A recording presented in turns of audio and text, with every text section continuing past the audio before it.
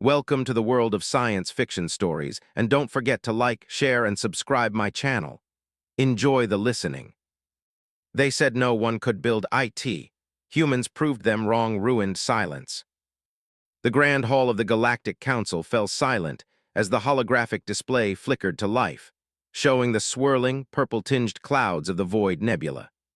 53 species from across the known universe watched as the Council Elder, a tall, blue-skinned being, pointed to the massive gas cloud for the 7th time in our recorded history.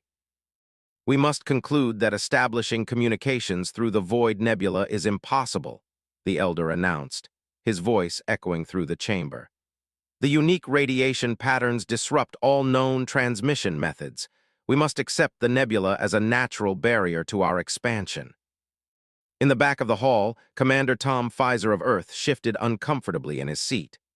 Humans were still newcomers to the galactic community, having achieved faster-than-light travel only 30 years ago. The other species often treated them with a mixture of curiosity and dismissal, like clever children who had wandered into an adult conversation. "With respect," Tom called out, standing up despite the disapproving glances from the delegates around him, "Earth would like to propose a different approach to the problem." A ripple of whispers spread through the hall. The Elder's 4 eyes blinked slowly in surprise. "The human delegation is recognized," he said, making no effort to hide the doubt in his voice. "Though I must remind you that species with far, far more advanced technology have tried and failed for centuries." Tom walked to the center of the hall, his plain gray uniform standing out among the elaborate robes and biosuits of the other delegates. At 48, with graying hair at his temples and deep lines around his eyes, he carried himself with the quiet confidence of someone who had solved difficult problems his entire life. "Humans have a history of achieving what others thought impossible," Tom said. "We're not as advanced as many of you, but we see problems differently. Give us one standard cycle to build a working communication array in the Void Nebula." Laughter erupted from several delegations. The representative from the Marin Collective, a hive-mind species known for their computational abilities, stood up. "My species spent 20 cycles attempting to solve this problem," the Marin said, his voice a harmonious blend of multiple tones. "Our calculations show a 99.8% probability of failure for any known communication technology. What could humans possibly bring to this challenge?" Tom smiled. "Something you don't have, desperation and creativity. We need this route to expand our colonies. We'll stake our reputation on it." The Council Elder raised a hand for silence. "This is most unusual. What does Earth request to attempt this project?" "Access to the nebula, non-interference from other species, and if we succeed, Earth gives priority access rights to the new route for 10 cycles," Tom replied. The council chamber erupted in debate. After several minutes, the Elder called for order. "Very well. 1 standard cycle, 3 Earth years. If you fail, Earth will contribute double resources to the next official attempt and publicly acknowledge the impossibility of the task. Begin your preparations." As Tom left the chamber, a tall, thin alien with pale green skin fell into step beside him. It was Ben, an Earth nickname for an unpronounceable name, the only member of the reclusive villain species who regularly worked with humans. "That was either very brave or very stupid," Ben commented. "I cannot decide which," Tom grinned. "Maybe both, but I've got someone in mind who might just pull this off." 2 weeks later, Tom stood in a cluttered workshop on the outskirts of New Seattle on Earth. Tools and machine parts covered every surface, and holographic blueprints floated in the air. In the center of the chaos stood Dr. Jack Reed, hunched over a workbench and completely ignoring his visitor. Jack, in his late 30s with wild brown hair that looked like it hadn't been calmed in days, moved with surprising grace as he assembled a small device, muttering to himself. "Jack," Tom said loudly, "the council approved our proposal." Jack didn't look up. "I heard you volunteer. Humanity for a suicide mission. Congrats." "I volunteered you for a suicide mission," Tom corrected. "There's a difference." That got Jack's attention. He straightened up, revealing a lean frame and sharp eyes that examined Tom with open suspicion. "The Void Nebula Project? Are you crazy?" No one can build a communications system that works through that soup of radiation. That's what they all say because it's true. The radiation patterns change constantly. It eats signals for breakfast. Tom picked up a small model ship from a nearby shelf. Remember when everyone said humans couldn't build a jump drive small enough for a scout ship? You proved them wrong. That was different, Jack said, though Tom could see the spark of interest in his eyes. I've already started assembling a team, Tom continued. Dr. Lisa Morgan from MIT, she wrote that paper on quantum entanglement that everyone said was impossible until she demonstrated it. Jack's eyebrows rose. Morgan agreed to this. She did, and I quote, "Finally something worthy of my time," Tom recounted. A small smile tugged at Jack's lips. Who else? Mike Davis for material science. He's been developing those adaptive alloys for deep space radiation.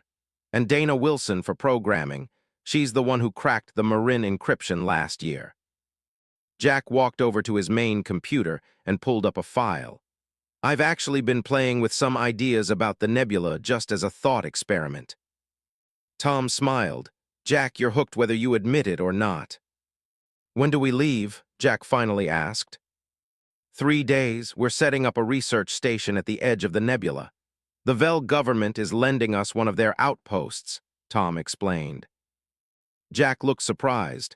The Velling, they never share technology. Ben had pulled some strings. I'm curious to see what humans can do when properly motivated, he said. 1 month later, the newly named outpost Hope hummed with activity as the last of the equipment was unloaded from the transport ships.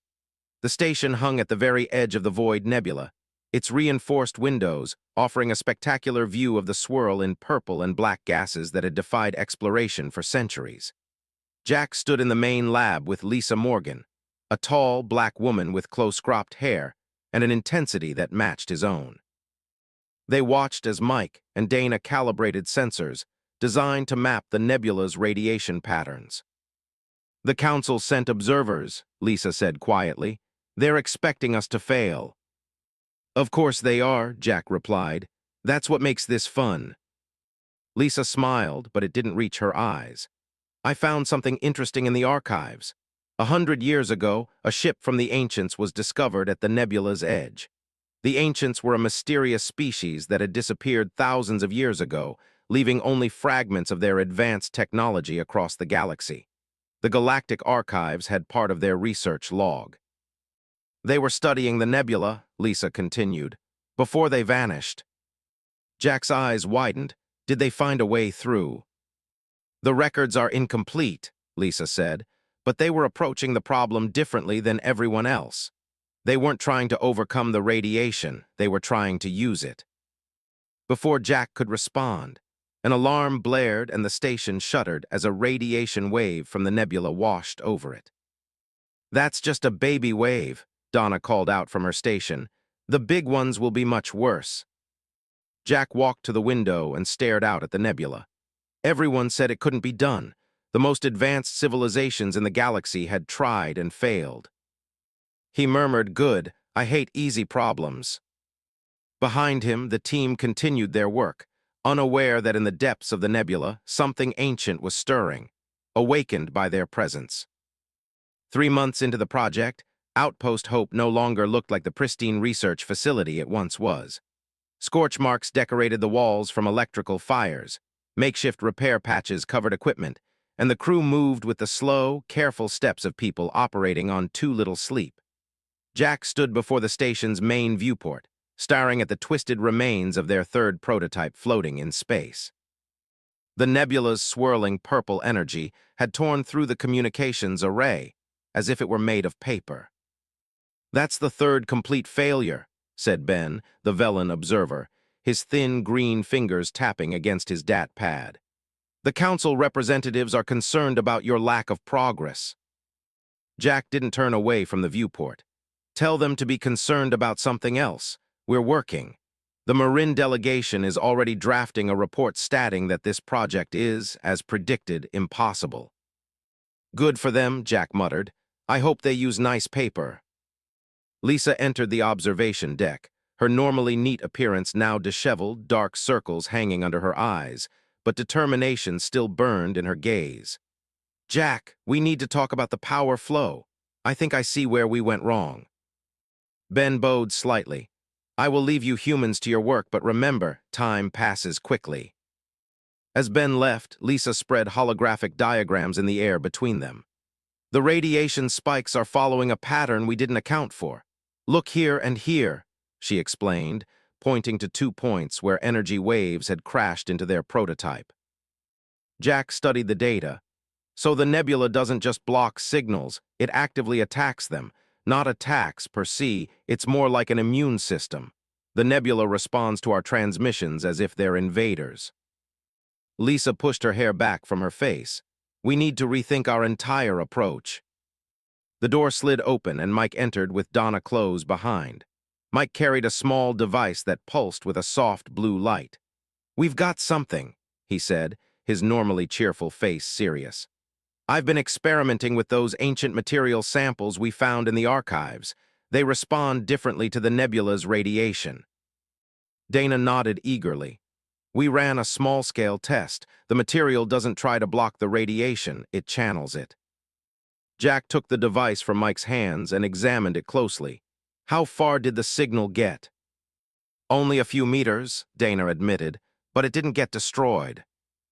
"That's progress," Jack said. A sudden tremor shook the station, causing the lights to flicker. The nebula outside churned angrily, waves of energy washing over the station's shields. "Another radiation storm," Lisa said. "The big one we've been tracking." Jack handed the device back to Mike. "Let's see what this baby can do in a real storm." "Dana, can you set up monitors to track any signal behavior?" Dana looked alarmed. "You want to test now during a storm? That's asking for trouble, that's asking for data," Jack corrected. "Get it ready." 2 hours later, as the radiation storm reached its peak, the team gathered in the station's protected core. The test device had been secured to the station's exterior, directly facing the nebula at maximum power. "Transmission beginning in 3, 2, 1, Donna called out over the comm system. On the screens, they watched as the small device lit up. It pulsed once, twice, then sent a simple binary pattern, the most basic communication signal possible. For a moment, nothing happened. Then the nebula seemed to ripple. A wave of energy, more focused than the random storm patterns, surged toward the device. "It's going to fry it," Mike said with resignation. But instead of destroying the device, the energy wave flowed around it. The monitoring equipment showed the signal continuing, weak but intact, for almost a kilometer into the nebula before fatting. "It worked," Lisa whispered, "partially at least." Jack was about to respond when an alarm blared. The main screen shifted to show an approaching ship. "It's the Council Oversight Committee," Donna said, checking the identification codes. "They weren't scheduled to visit for another month." Jack swore under his breath. "Clean this place up. Let's look like we know what we're doing." In the meeting room, 7 council representatives crowded around the table. The Marin representative, a blue-skinned being with compound eyes, spoke first. "We have concerns about the lack of progress. 9 months have passed, nearly 1/3 of your allotted time, with nothing to show." Jack leaned forward respectfully. "We've made significant discoveries. We've identified how the nebula responds to conventional signals, and we found materials that can partially withstand the radiation effects." "Partial resistance is not a working communication array," said another representative from a species that resembled large, upright lizards. "Our analysis suggests you are pursuing a fundamentally flawed approach." Lisa stepped in. "We're not trying to fight the nebula anymore, we're learning to work with it." The representatives exchanged skeptical glances. The Marin spoke again. "The Council is considering resending the project authorization. Your failure would set back exploration in this sector by decades." "Tom, Tom," called a voice. Tom, who had remained silent until now, stood up. "According to our agreement, we have the full cycle to complete our work. We intend to use it." After the representatives left, promising to return in 3 months for another evaluation, the team gathered in the lab. The mood was dark. They're looking for an excuse to shut us down, Mike said. Jack nodded. So we don't give them one, we need to show real progress before they come back. Donna, who had been unusually quiet, suddenly straightened in her chair. Wait a minute, during the test, did anyone else notice that secondary energy pattern from the nebula? She pulled up the test data. Look here, after our signal went in, something came back. Jack leaned closer, a reflection of our signal. No, Dana said excitedly. It's different, more complex. Lisa studied the pattern. It almost looks like a response. Jack finished slowly. What if the nebula isn't just a natural phenomenon? What if it's alive in some way or artificial? The ancients, Lisa whispered. Their records mention studying the nebula, not just passing through it. What if they created it? The implications hung in the air.